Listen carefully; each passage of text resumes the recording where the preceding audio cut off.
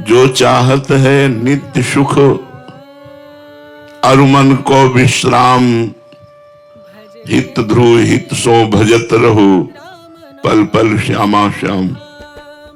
यदि नित्य खुश रहना चाहते हो, आनंदित रहना चाहते हो और सदा सनातन आनंदित रहना चाहते हो, मन का विश्राम चाहते हो, शांति चाहते हो, तो एक एक पल संभाल संभाल कर श्यामा श्याम श्यामा श्याम, राधा वल्लभ श्री हरिवंश, राधा वल्लभ श्री हरिवंश।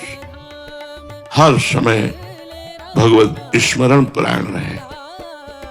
ये कहना सरल बात है कि हर समय भगवत स्मरण परायण रहे, पर है बहुत कठिन बात। आप लोग देख लीजिए, खुद देख लीजिए कि आप कितने मिनट सच्चिदानंद भगवान का चिंतन करते हैं। इसलिए नारायण स्वामी ने कहा, नारायण अति कठिन है, हरि मिलन की बाट, या में पग पीछे धरे, प्रथम शीश दे काट। मर के चलनो है जोगी, मर के चलनो है, मरो ऐसे मरो जैसे गोरख मरी दीठो। गोरखनाथ जी कहते हैं, मरना है जिंदा मर जाओ, अर्थात अहंकार रहित हो जाओ, ऐसे मरो जैसे गोरखनाथ मरा। वो कह रहे भगवान के मार्ग की बातें करना बहुत सरल है, वास्तविक भगवान की भक्ति में बाधा बनता है। सभी बुरे विचार एवं दुर्गुण तीन प्रकार से आते हैं। एक तो पूर्व जन्म के संस्कार से, हमारा पूर्व जन्म यदि गंदा रहा है तो इस जन्म में ना चाहते हुए भी गंदे विचार आएंगे। दूसरा भोजन से, यदि हमारा भोजन सही नहीं है तो हमारे विचार दूषित हो जाएंगे।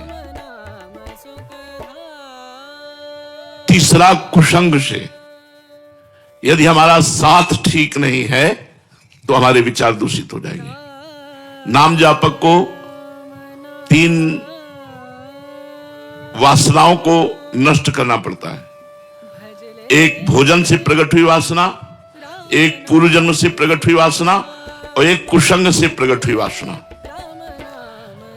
भोजन वाली एक दो दिन में संभल जाएगी अपने आप।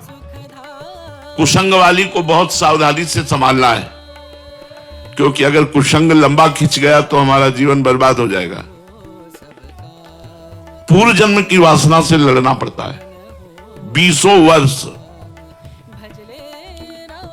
वो सूक्ष्म हो जाती है लेकिन नष्ट नहीं होती, और जहां तीनों वासनाएं नष्ट हुई उसी समय आपको नाम अमृत जैसा मीठा लगेगा। एक मिनट भी छोड़ना अच्छा नहीं लगेगा। इसलिए हम भोजन पर, संग पर और अंदर विचार पर दृष्टि रखें। हमारा भोजन शुद्ध हो, हमारा विचार शुद्ध हो, हमारा संग लेकर सहने की कोशिश करें। धन है तो गृहस्थ है तो धर्म पूर्वक कमाए, और कमाए हुए धर्म पूर्वक धन से 10%, 100 में 10 रुपया गरीबों की सेवा, अनाथों की सेवा, गौओं की सेवा, संतों की सेवा, मरीजों की सेवा, इनमें खर्चा करें। निश्चित लाभ मिलेगा, आप देख लेना, बहुत जल्दी लाभ मिलेगा। यदि आपने परोपकार ठान लिया है कि आज का हम भोजन भूखे रह करके व्रत करेंगे और दूसरे को पवा देंगे, तो एक दिन आपके यहां भंडारा चलने लगेगा। लिख लो हमारी बात। अगर धनी बनना है तो हम तुम्हें सच्चा उपाय बता रहे हैं, परोपकार करना शुरू कर दो। 5 रुपए से शुरू कर दो परोपकार करना। हमारे वृंदावन में सेवा कुंज के इस साइड में एक आश्रम है जिसका नाम नथिया बाई। नथिया आने लगे, 2 आने लगे, 4 आने लगे।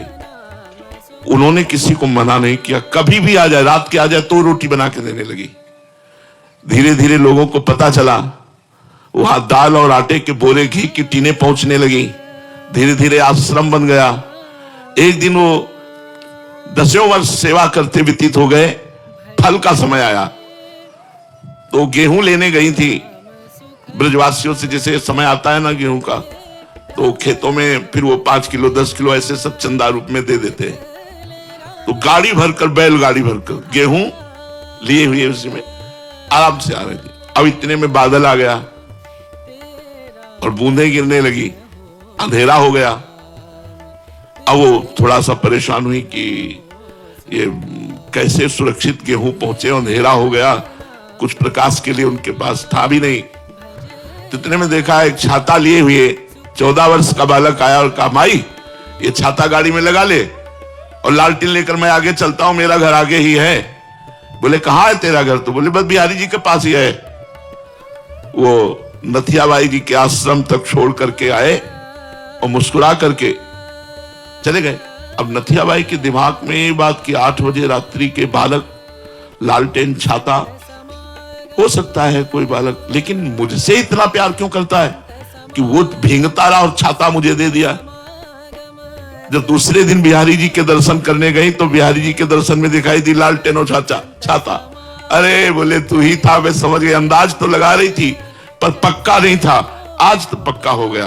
भगवान भक्ति की सेवा करने वाले की स्वयं सेवा करने के लिए तत्पर रहते हैं। जैसे त्रिलोचन जी के यहां अंतर्यामी रूप से स्वयं संतों की सेवा की।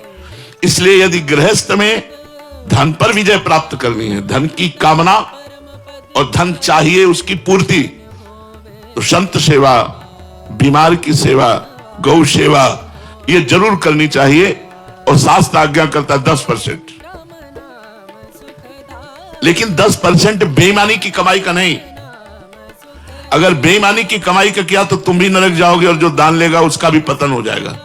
अधर्म की कमाई का, धर्म की कमाई का अगर 1 रुपया भी तुम किसी को दोगे, कीर्ति फैल जाएगी और लाडली जी उस पर कृपा करेंगे। तो 3 और फिर 3, सतोगुण, रजोगुण, तमोगुण। अगर सतोगुण, रजोगुण, तमोगुण इन गुणों पर ध्यान न दिए तो ये तुम्हारे भजन को चौपट कर देंगे। रजोगुण आएगा, भोग वासना प्रकट करेगा। तमोगुण आएगा, निद्रा, आलस्य, प्रमाद प्रकट करेगा। सतोगुण आएगा तो थोड़ा भजन में उन्नति होगी। लेकिन सतोगुण भी भगवत प्राप्ति के लिए थोड़ा सहायक है। बकाया त्रिगुणातीत होने पर ही भगवत प्राप्ति होती है। जब तक तीनों गुणों से हम जीत नहीं जाते तब तक हमारी बात नहीं बनती। तो 3 इन जब पर हम विजय प्राप्त करते तब त्रिलोकी नाथ का भजन होता है। निरंतर भगवान के भजन में चित्त डूबता है। भगवान के मार्ग में चलने पर विघ्न बहुत आते हैं, पर हिम्मत है तो फिर नष्ट हो जाती है। हिम्मत का मतलब नाम न छूटे। नहीं, विघ्न बहुत आते हैं क्योंकि अच्छे मार्ग में चलने पर जो बुरे विचार हैं, बुरे आचरण हैं, बुरे लोग हैं, संतों से अपने आप द्वेष करते हैं, सतमार्ग से द्वेष करते हैं, आपका उपहास करेंगे, आपकी निंदा करेंगे, आपसे वैर करेंगे, आपको वो दुख देना चाहेंगे। लेकिन आपको हिम्मत रखनी है। लोग बड़ा उपहास करते हैं। अपने लोगों ने गालियां भी सही है, जब गंगा किनारे भ्रमण करते थे तो गालियां भी लोग देते थे। देखते थे जवान साधु अकेले तो लोग गालियां भी देते थे।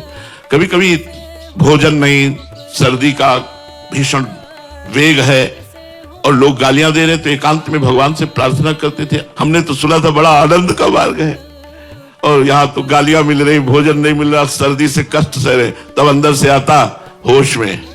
ये बाहरी बात है, आंतरिक देख लेना आगे चल करके। संतों के वचन झूठे नहीं होते, बस उसी विश्वास पर जीवन यात्रा आगे बढ़ती रही। तो अगर हमारे मार्ग